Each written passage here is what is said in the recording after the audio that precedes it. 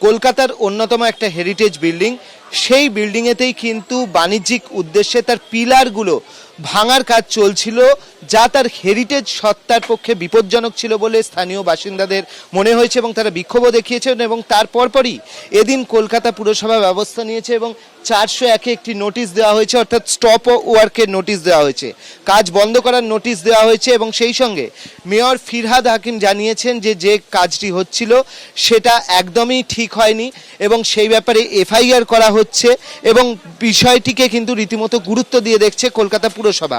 এই মুহূর্তে কফি হাউসে যারা দায়িত্বে রয়েছেন তাদের সঙ্গে কথা বলবো। অচিন্তদা, কি অভিযোগ আপনার?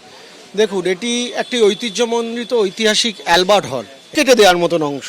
এতে কি ক্ষতি হতো? স্ট্রাকচার বাড়ি ভেঙে পড়তে পারে যে কোনো দিন। একে রোডের ওপর এই বাড়িটা যদি ভেঙে পড়ে তো অসংখ্য মানুষ মারা যাবে। এখানে কয়েক হাজার হাজার মানুষ সারাদিনে পাস করে।